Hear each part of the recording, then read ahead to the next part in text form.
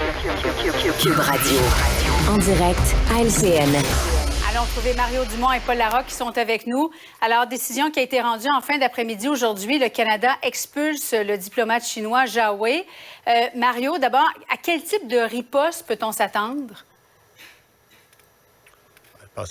C'est la question qu'on se pose, hein? Oui. C'est la grande question. En fait, on va surveiller. Est-ce que c'est une riposte proportionnelle, une réplique, ou est-ce que la Chine pourrait y aller d'une riposte plus musclée? Donc là, partir une escalade dans laquelle le Canada ne veut pas nécessairement s'engager. Donc, c'est vraiment ce qu'on surveille. Est-ce qu'on va avoir une riposte aussi? Est-ce qu'on va tout simplement expulser un diplomate canadien de la Chine? Ou on va aller vers une riposte en toute autre matière, je sais pas, sur des exportations canadiennes. Exemple, quand l'Australie avait posé un geste qui avait déplu à la Chine, ils avaient arrêté les vins australiens, les céréales australiennes, donc ils avaient agi plus sur le plan commercial. Le Canada se l'est déjà fait faire avec le porc, avec le canola, donc des produits agricoles. Alors, c'est tout ça qu'on surveille. Il reste que le Canada devait faire quelque chose. À un moment donné, on sait qu'il faut se tenir debout. Il fallait poser un geste. Le nom de ce consul à Toronto était revenu dans au moins 3 dossiers différents, là, dont le député Michael Chung, l'intimidation de sa famille. C'était la 3e fois que le nom de ce diplomate revenait. Donc, il fallait faire quelque chose un jour. On se pose quand même la question, là, est-ce que le gouvernement Trudeau réagit à un acte de la Chine ou est-ce que le gouvernement Trudeau réagit à la médiatisation d'un acte de la Chine? Ouais. Est-ce que c'est parce que ça a été rendu public Parce que l'impression qu'on peut avoir, c'est que quand il y avait juste le geste puis que le public ne le savait pas, le gouvernement n'avait pas agi. Ils disent qu'ils ne savaient pas, que les services de renseignement ne leur avaient pas dit complètement. La parole du premier ministre là-dessus et de la ministre Mélanie Joly également. Mais dans les deux cas, c'est un cas d'espèce. Il n'y a pas un pays sur la planète qui peut accepter qu'un représentant d'un autre pays agisse de la sorte sur son territoire. Évidemment, je me rappelle toujours de Gaulle qui disait en relations internationales, on n'a pas d'amitié, on n'a que des intérêts. Les Chinois le comprennent parfaitement. Mais dans le cas qui nous occupe, le Canada ne pouvait pas laisser passer ce qui s'est produit. On le rappelle, là, des menaces directes contre un législateur. Il n'y a pas d'attaque plus directe sur le fonctionnement démocratique d'un pays étranger, parce que le consul chinois à Toronto représentait son pays, donc dans la métropole ontarienne. Maintenant, pour la suite, ça sera à voir. Est-ce qu'il y a eu des tractations indirectes en coulisses pour justement tenter de régler cette affaire-là? Parce qu'à sa face même, ce que le consul chinois à Toronto a fait est totalement inacceptable. L'automne dernier, Justin Trudeau a ouvert grandes les portes à une immigration massive pour que la population au pays atteigne 100 millions de Canadiens en 2100. Et notre bureau d'enquête a réalisé tout un dossier en fin de semaine sur cet enjeu. Ça a mis en lumière plusieurs défis. Écoutons ensemble la ministre de l'Immigration, Christine Fréchette. C'est une chose que d'évoquer un chiffre, un beau gros chiffre là, qui semble être vraiment bien sonnant du côté marketing, mais dans les faits, il va falloir trouver des logements, des habitations pour ces personnes-là, et également des services gouvernementaux, les emplois adéquats. Et ça, c'est Québec qui va être aux prises avec les conséquences de ça. Mario, la ministre Fréchette a-t-elle raison de lever le drapeau rouge aujourd'hui? Oui, elle a raison de lever le drapeau rouge, mais c'est parce que au-delà du logement, au-delà de toutes les autres considérations pratiques, là, quand on augmente les seuils d'immigration d'une façon aussi importante, il y a quelque chose de plus compliqué pour le Québec. Là. Et ça devient le problème de la ministre Fréchette, mais ça devient surtout le problème de François Legault.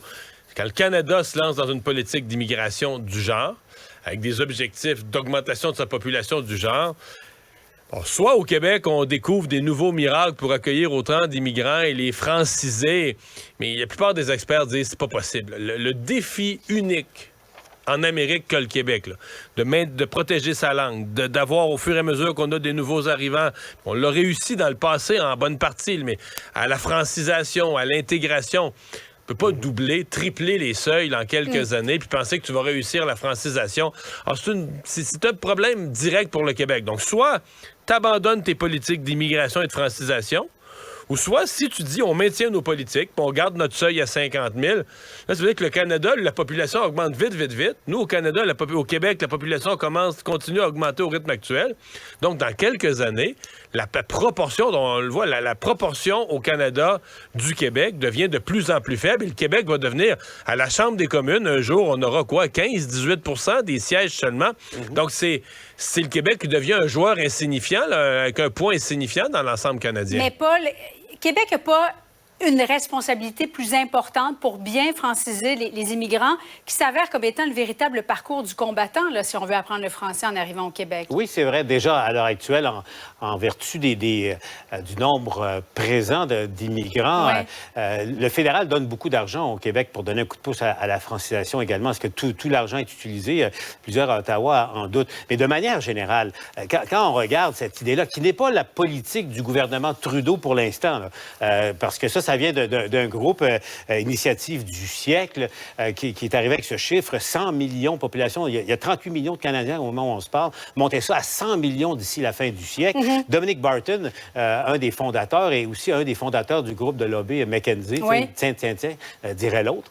Mais en même temps, ils ont avoué que lorsqu'ils ont avancé cette idée géniale, a priori pour eux, là, 100 millions, ça frappe, ils n'ont pas pensé au Québec. Ils n'ont pas pensé à l'impact que ça aurait sur la langue française. Julie, c'est clair, et on le voyait à travers, on en discutait abondamment à la joute, Gaétan Barrette, Yasmine Abdel-Fadel notamment, qui sont tous les deux fédéralistes, étaient avec Mathieu Bock-Côté. Mais Yasmine et Gaétan l'admettaient d'emblée. Il y a un très lourd risque pour le Québec, pour la culture du Québec, pour le Québec tel qu'on le connaît, dans ce pari de 100 millions de Canadiens d'ici la fin du siècle. Et attention, les conséquences pourraient être importantes. Mais Mario, qui veut le 100 millions? Les entreprises canadiennes pour accroître le PIB? Le véritable premier ministre, Justin Trudeau, la firme McKinsey?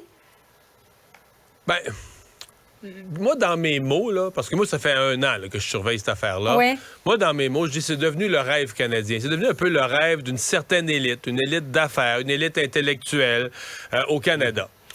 C'est pas le programme de Justin Trudeau. Officiellement, Justin Trudeau n'en a jamais parlé.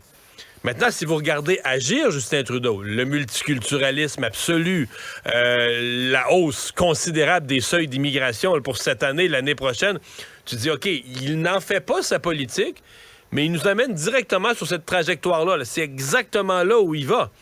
Donc, c'est pour ça que Puis en plus, les gens qui ont développé cette idée, là, ce rêve, cette initiative du siècle, ce sont des proches de Justin Trudeau, des conseillers économiques de Justin Trudeau. Fait qu'on a l'impression que, et c'est ça qui est malsain, c'est que ça n'a jamais été débattu, ça n'a jamais fait l'objet d'une campagne électorale ou d'une commission parlementaire. Puis on a l'impression que ça n'a jamais été débattu, mais que le Canada s'en va là, puis que ça se fait sans le Québec. Le Québec, on traîne en arrière, puis on se dit, hey, nous autres, on va faire quoi avec ça, là? Un mot en terminant sur le hockey. Je veux vous entendre parce que je sais que vous êtes 2 partisans du Canadien. Bon, si le Canadien repêche ce soir Connor Bedard, allez-vous célébrer autant que si le Canadien gagne la Coupe Stanley? En terminant, Paul?